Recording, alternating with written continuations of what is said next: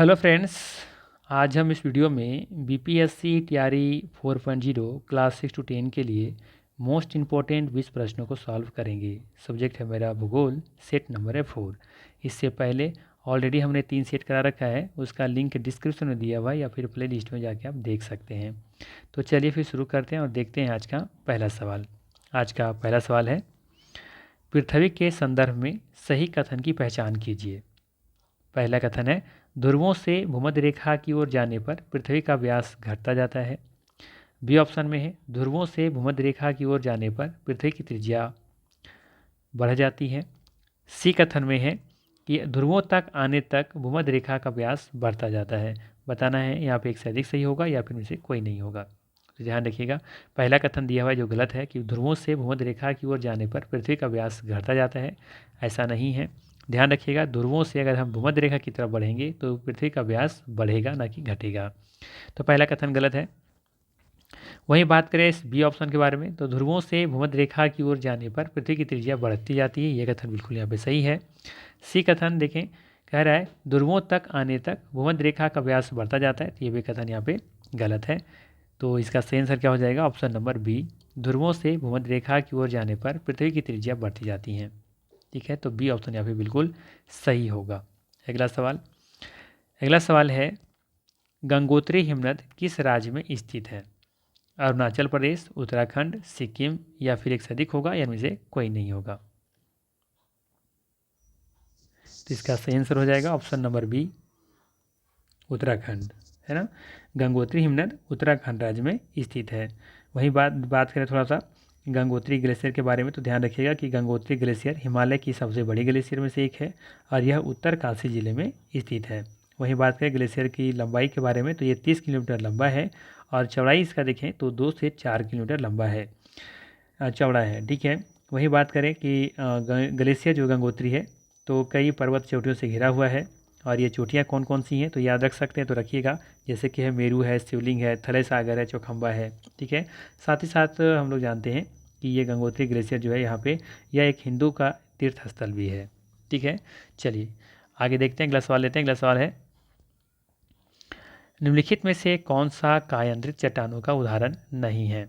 Granite, cyst, nice या फिर एक से अधिक, इनमें से कोई नहीं। तो यहाँ पे इसका सही आंसर हो जाएगा ग्रेनाइट। ग्रेनाइट जो है ये कायांतरित चट्टान का उदाहरण नहीं है, ये अग्नि चट्टान का उदाहरण है।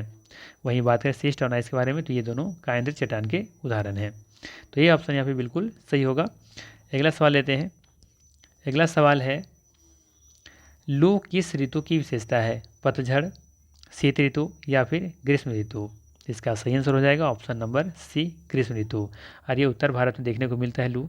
ठीक है, इससे बहुत ज़्यादा लोगों को नुकसान पहुंचाती है और बहुत ही पीड़ादायक ये कह सकते हैं हवा होती है। ठीक है, तो इसका सही आंसर हो जाएगा सी ऑप्शन, ग्रीष्म ऋतु, और ये उत्तर भारत में लू देखने को मिलती है, ये भी ध्यान रखिएगा। चलिए अगला सवाल लेते हैं। अगला सवाल है, गंगा के मैदान को एक के रूप में वर्णित किया गया है, अर्थात गंगा के मैदान को किस में वर्णित किया गया है? पेडी प्लेन, पेनी प्लेन, जियो सिंक्लाइन या फिर एक से अधिक होगा या इनमें से कोई नहीं होगा।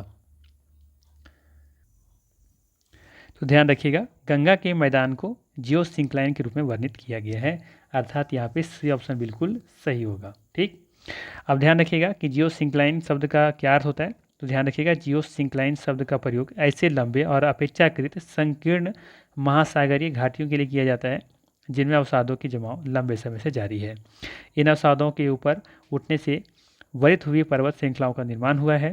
वहीं बात करें गंगा के मैदान की जियो सिंक्लाइन के रूप में सर्वोत्तम रूप से ये वर्णित किया जा सकता है। ठीक है, पर्दन से बने मैदानों को हम कई भागों में से बांटते हैं। ठीक है, तो ध्यान रखिएगा, इसका सही आंसर हो जाएगा सी ऑप्शन, गंगा के मैदान को जियो सिंक्लाइन के रूप में वर्णित किया गया है। सी ऑप्शन यहाँ पे सही होगा। अगला सवाल लेते हैं। अगला सवाल है, निम्नलिखित में से कौन सी एक मीठे पानी की झील है? चिल्का झील, लोकटक, वुलर झील या फिर एक से अधिक होगा या इनमें से कोई नहीं होगा। आसान सा सवाल है, सबको पता होगा। वुलर झील एक एवं लोकटक झील, ये दो ध्यान रखिएगा कि यहाँ पे वुलर झील भी है और एक लोकटक झील, ये दोनों मीठे पानी का झील है। तो इसका सही आंसर हो जाएगा डी ऑप्शन।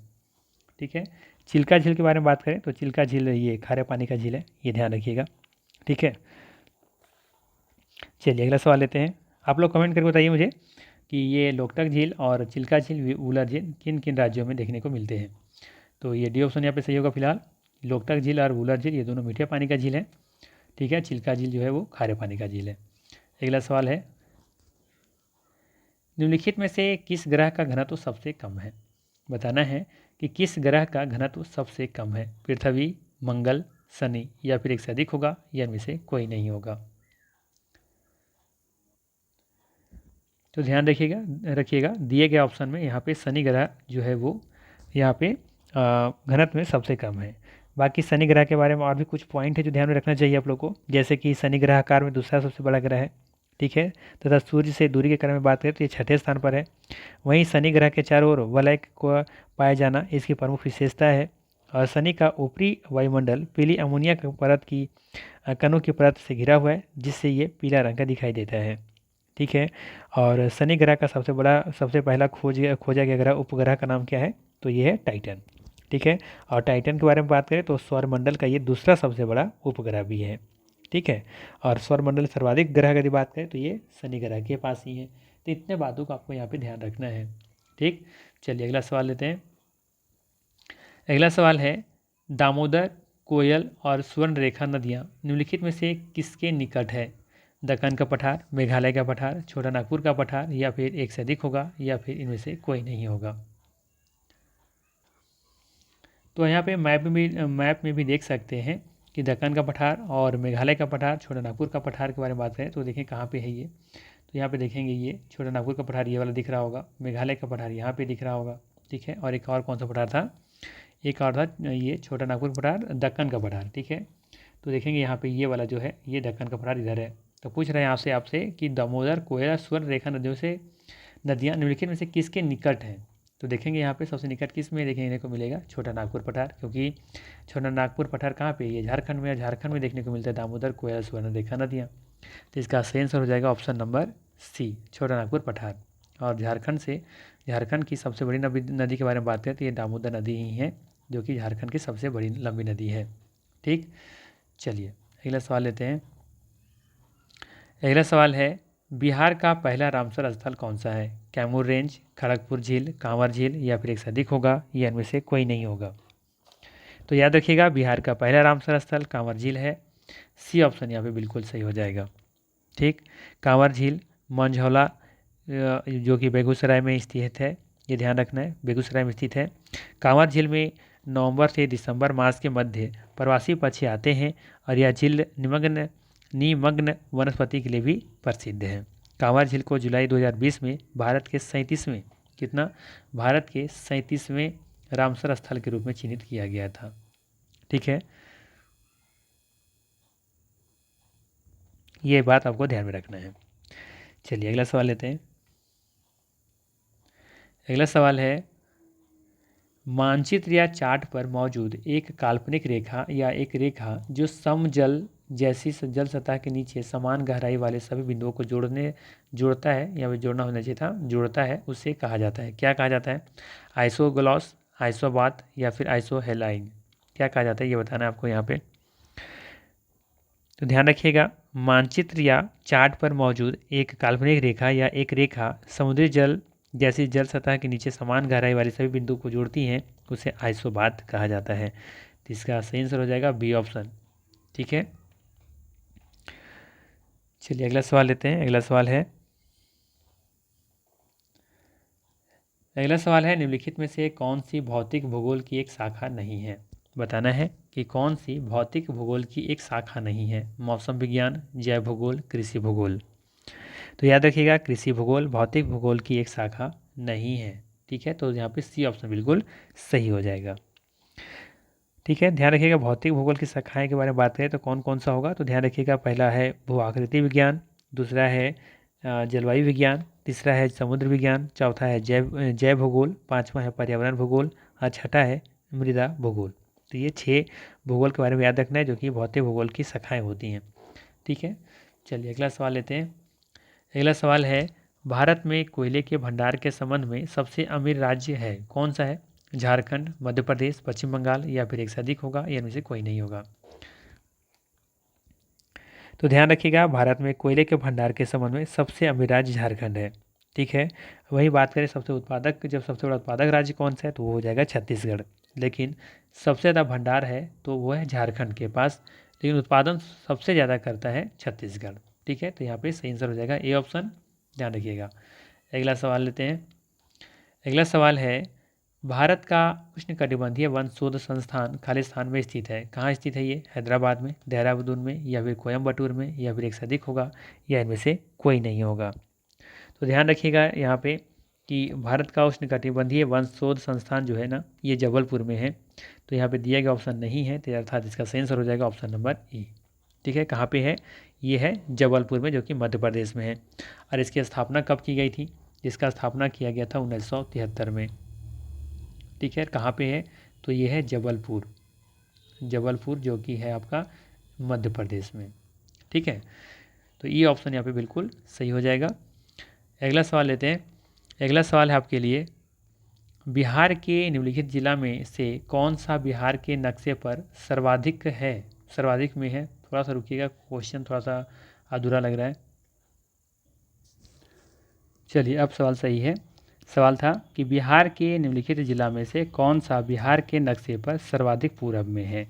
किशनगंज, भागलपुर, कटिहार, या फिर एक से अधिक होगा, या इनमें से कोई नहीं होगा। तो ध्यान रखिएगा कि यहाँ पे बिहार के नक्शे पर किशनगंज जिला सर्वाधिक पूरब में है। ठीक, तो यहाँ सही आंसर हो जाएगा ऑप्शन नंबर ए हो जाएगा। ठीक है, आप देख सकते हैं यहाँ पे, देख रहे होंगे सबसे पूरब हमारा इधर है ना, इधर पूरब है, तो देख रहे हैं यहाँ पे सबसे पूरब में कौन सा दिख रहा है? इस एरिया में देखेंगे तो सबसे पहले दिख रहा है किशनगंज। ठीक है, तो ये सबसे पूरब में क्या हो जाएगा? किशनगंज हो जाएगा। ठीक है, सबसे पूर्वी राज्य है ये। ठीक है, वहीं बात करें हम यहाँ पे थोड़ा सा कैमूर जो है आपका, कैमूर, ठीक है, कैमूर जो है वो सबसे देखेंगे तो ये हो जाएगा आपका पूर्वी जिला। ठीक है, किशनगंज, ये कैमूर, ये कैमूर। ठीक है, अगर सवाल आपसे पूछे कि बिहार का नक्शे पर सबसे सर्वाधिक पश्चिमी जो जिला है वो कौन सा है, तो ये हो जाएगा कैमूर हो जाएगा। वहीं पर बात करें कि बिहार का सर्वाधिक उत्तरी जिला कौन सा है, तो ये हो जाएगा आपका पश्चिमी चंपारण। देख सकते हैं यहाँ पे, ये हो जाएगा उत्तरी, उत्तर में है ना।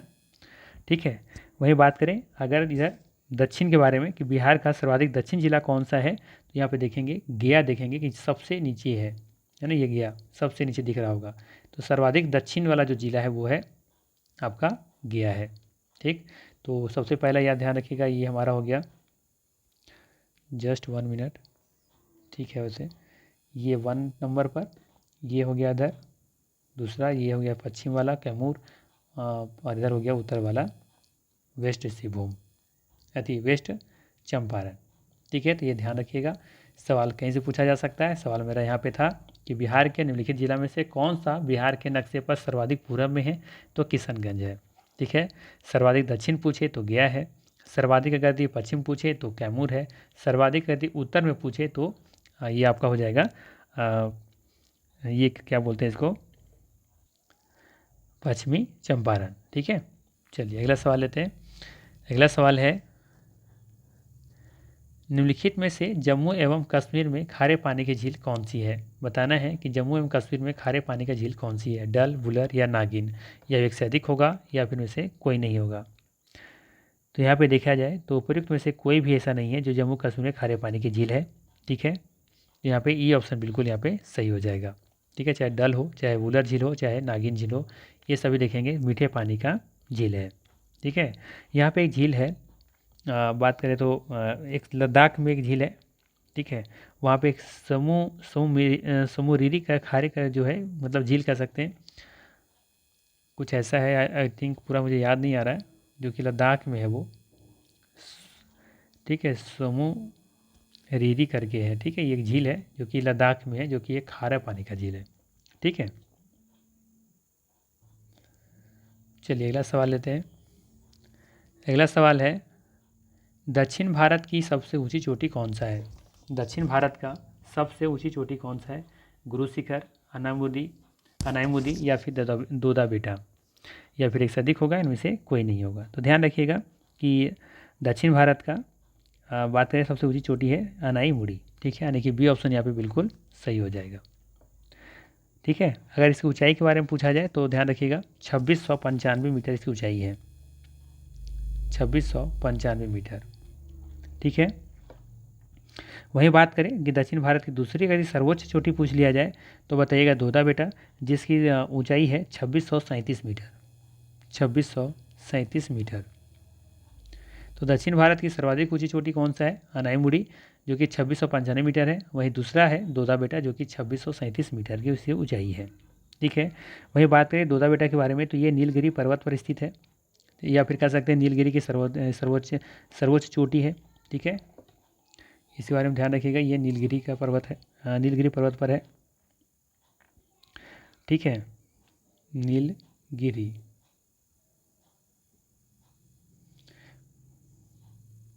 नीलगिरी पर्वत की सर्वोच्च चोटी है दोदा बेटा। ठीक, चलिए अगला सवाल लेते हैं। अगला सवाल है, हिंद महासागर में अमेरिकी नौसेना अड्डा स्थित है। हिंद महासागर में अमेरिकी नौसेना अड्डा स्थित है कहाँ पे? मालदीव में है, श्रीलंका में, या फिर डियागो गार्सिया में, या फिर एक से अधिक होगा, या इनमें से कोई नहीं होगा। तो ध्यान रखिएगा, हिंद महासागर में अमेरिकी नौसेना अड्डा डियागो गार्सिया में स्थित है। डियागो गार्सिया एक उष्णकटिबंधीय पदचिन्ह आकार का प्रवाल द्वीप है। यह भूमध्य रेखा के दक्षिण में हिंद महासागर में स्थित एक द्वीप है। ठीक है, तो ये ध्यान रखिएगा। और ये भी ध्यान रख सकते हैं कि डियागो गार्सिया जो द्वीप है ना, अचोगास जो द्वीप है, वो मॉरिशस और ब्रिटेन के बीच के विवाद का विषय भी बना हुआ है। ठीक है, तो इसका सही आंसर हो जाएगा ऑप्शन नंबर सी। चलिए अगला सवाल लेते हैं। अगला सवाल है, महाराष्ट्र में पश्चिम घाट किस नाम से जाना जाता है? महाराष्ट्र में पश्चिम घाट किस नाम से जाना जाता है? नीलगिरी, सह्याद्री, या फिर अन्नामलाई? आसान सा सवाल है, ऑप्शन भी आसान से दिए हुए हैं। तो ध्यान रखिएगा कि महाराष्ट्र में पश्चिम घाट को सह्याद्री के नाम से जाना जाता है। और पश्चिम घाट का विस्तार लगभग कितना किलोमीटर है, तो बता सकते हैं? इसका सही आंसर हो जाएगा सह्याद्री। और इसका ध्यान रखिएगा, इसकी जो लेंथ है वो है 1600 किलोमीटर पश्चिम घाट का। ठीक है, चलिए अगला सवाल लेते हैं। अगला सवाल है, दक्षिण अमेरिका की सबसे लंबी नदी है। दक्षिण अमेरिका की सबसे लंबी नदी कौन सी है? डेनब्यू, या फिर अमेजन, या फिर रैम्स? ये रैम्स नहीं है, ये टैम्स होना चाहिए था। ठीक है, टैम्स नदी है। चलिए बताइए इसका आंसर क्या होगा। तो ध्यान रखिएगा, दक्षिण अमेरिका की सबसे लंबी नदी अमेजन नदी है। ठीक है, तो यहाँ पे बी ऑप्शन बिल्कुल सही हो जाएगा। ठीक है, दक्षिण अमेरिका की सबसे लंबी नदी कौन सी है? अमेजन नदी है, सबसे बड़ी नदी भी है। ठीक है, चलिए अगला सवाल लेते हैं। अच्छा, ये बता सकते हैं कि ये अमेजन नदी इसका जो मतलब कि अपना जो जल स्रोत है वो कहाँ पे गिराती हैं? तो ध्यान रखिएगा, अमेजन नदी लेगो विलफेरो से निकल करके ये अटलांटिक महासागर में जाके गिर जाती हैं। ठीक है, और वही बात करें विश्व की सबसे लंबी नदी के बारे में तो नील नदी है। और भारत की सबसे बड़ी नदी के बारे में बात करें तो गंगा है। ठीक है, भारत से होकर के बहने वाली सबसे लंबी नदी कौन सी है? ब्रह्मपुत्र नदी है। ठीक है, वही बात करें परिद्वीपीय भारत की सबसे लंबी नदी कौन सी है? तो गोदावरी नदी है। और भारत से होकर बहने वाली दूसरी सबसे लंबी नदी सिंधु नदी है। तो इन सब बातों का आप ध्यान रखिएगा। चलिए अगला सवाल लेते हैं, और आज का अंतिम सवाल है इस टेस्ट का। विश्व प्रसिद्ध लानोस घास स्थल निम्नलिखित महाद्वीपों में से किसमें स्थित है? बताना है, विश्व प्रसिद्ध लानोस घास स्थल निम्नलिखित महाद्वीपों में से किसमें स्थित है? उत्तरी अमेरिका, दक्षिणी अमेरिका, अफ्रीका, या फिर एक से अधिक होगा, या इनमें से कोई नहीं होगा।